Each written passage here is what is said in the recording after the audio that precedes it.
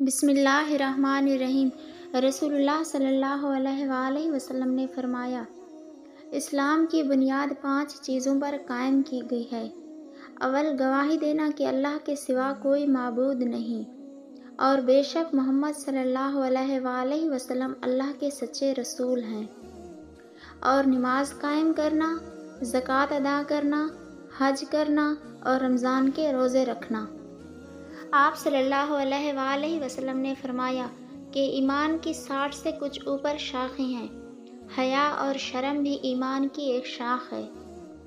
آپ صلی اللہ علیہ وآلہ وسلم نے فرمایا، مسلمان وہ ہے جس کی زبان اور ہاتھ سے مسلمان بچے رہیں، اور مہاجر وہ ہیں جو ان کاموں کو چھوڑ دیں جن سے اللہ نے منع فرمایا ہے۔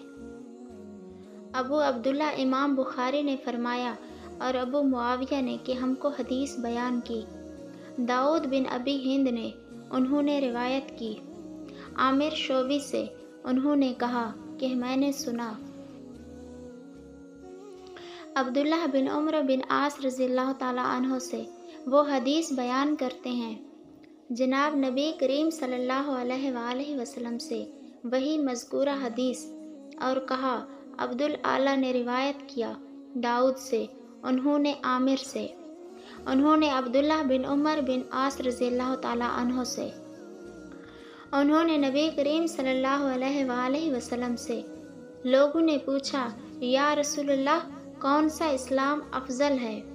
تو نبی کریم صلی اللہ علیہ وآلہ وسلم نے فرمایا، وہ جس کے ماننے والے مسلمان کی زبان اور ہاتھ سے سارے مسلمان سلامتی میں رہیں۔ ایک دن ایک آدمی نے محمد صلی اللہ علیہ وآلہ وسلم سے پوچھا کہ کون سا اسلام بہتر ہے؟ فرمایا، تم کھانا کھلاؤ اور جس کو پہچانو اس کو بھی اور جس کو نہ پہچانو اس کو بھی، الغرض سب کو سلام کرو۔